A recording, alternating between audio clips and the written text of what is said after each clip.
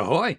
My name is Melany. Nintendo's long history of strange and archaic hardware is one of the most talked about things regarding this company. Rob the Robot, the Virtual Boy, the Super Game Boy, Famicom Disk System, etc. All of these pieces of hardware were examples of the company experimenting with new, strange ideas. Hell, a lot of these ideas helped breathe new innovation to gaming. I've said it before and I stand by it. The games industry would be boring without Nintendo. Sony, Microsoft, they'll experiment with some innovations here or there, but nothing as grand or out there as Nintendo's offerings. Many of these weird hardware experiments lead to innovations we still see today. So let's go over a handful of hardware examples and discuss how they work and the innovations it led to. And just to be clear, this isn't a comprehensive video about all of Nintendo's strange hardware.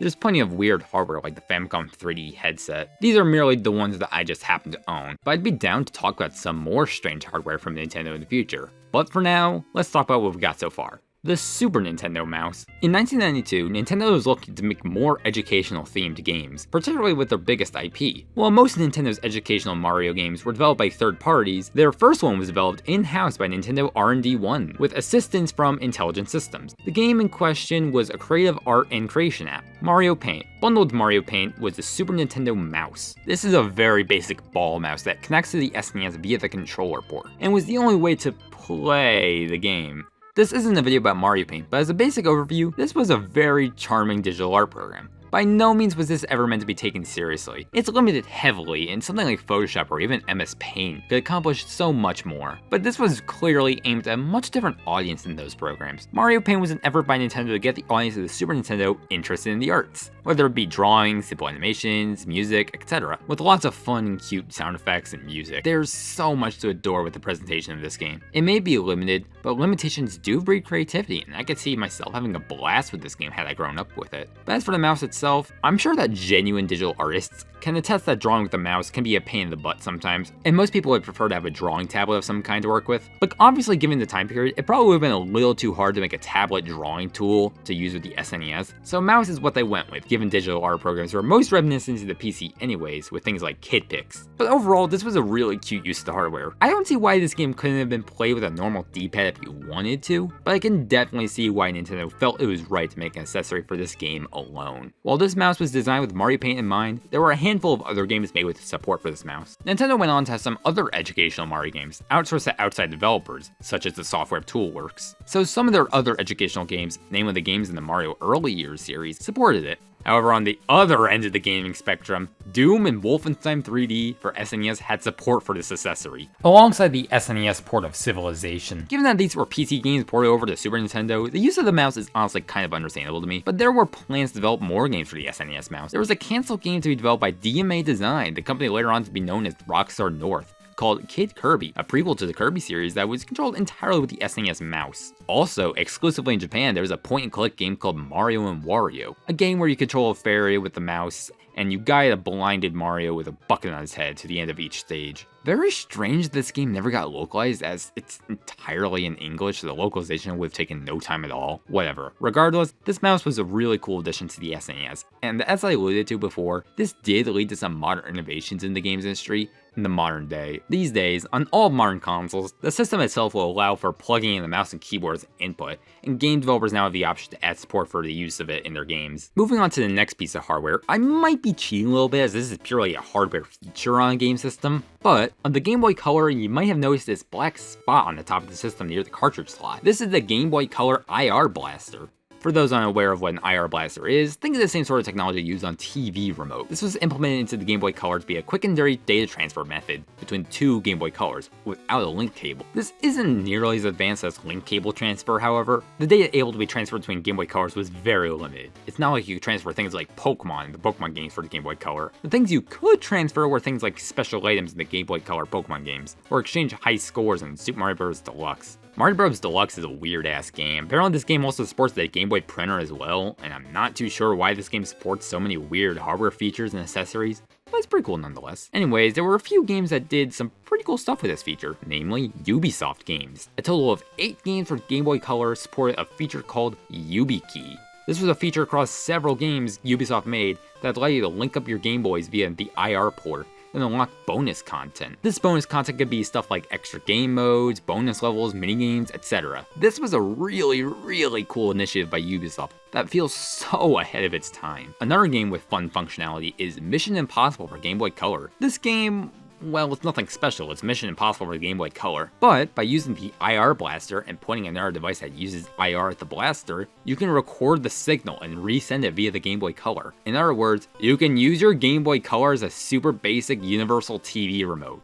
This is so fun. It's not needed at all, it's not amazing, but it's such a fun little extra the developers added that they really didn't need to. I do wish this feature was a bit more utilized though. Only around 90 or so games supported the feature out of the over 900 games released for the Game Boy Color. A bit unfortunate this feature was so underutilized, but admittedly it was a bit clunky having to bring your Game Boys right across from one another. It definitely became much easier to just plug in a link cable and go from there. Not to mention the limited use cases. However, the idea of wireless communications between portable game consoles didn't die here obviously, with things like the Game Boy Advance wireless adapter, DS download play, and local multiplayer on Switch. Not to mention, just Wi-Fi and the internet in general. Let's round things out with one more weird hardware oddity. The GameCube is one of the quirkiest of quirky Nintendo consoles, quite possibly only second to the Virtual Boy. This was released at a time when Nintendo was struggling to stay on top in regards to being a major player in the console gaming space. But in terms of handheld games, they were doing extremely well. The Game Boy Advance was consistently a top seller in the space of handheld gaming. I'm sure some intern was in a meeting discussing ways they could translate the success of the GBA to the GameCube. They said, let's have the two systems interact, and thus this. This is the GameCube to Game Boy Advance controller adapter. This was used to have extra data and gameplay put onto a Game Boy Advance, things like minigames or direct GameCube edition. For example, you could connect your GBA to Zelda Wind Waker to use the Tingle tuner in Japan. To make this work, you need to plug one end into the GameCube controller port and the other into a GBA without a game card inserted. Once content is loaded into the GBA, you could take it with you. However, the content will be deleted and lost upon the shutdown of the system. About 68 games in total had support for linking the GBA to the GameCube. While clearly I can't go over all of them in this one segment, let's go through some highlights. In Animal Crossing for GameCube, you may recall being able to unlock and play NES games on your island. Well, did you know that you could actually transfer some of these games to your GBA temporarily? This is a really cute gimmick. There's no multiplayer for these NES games once transferred to your Game Boy Advance, but I can't imagine this was something in high demand at the time. Then there was Crash Bandicoot, The Wrath of Cortex. Not exactly a super beloved title in the series, however there's a cool little extra for connecting a GBA to the game. When you do, you can load onto your GBA a small minigame, Crash Blast. This is a simple little target shooting game.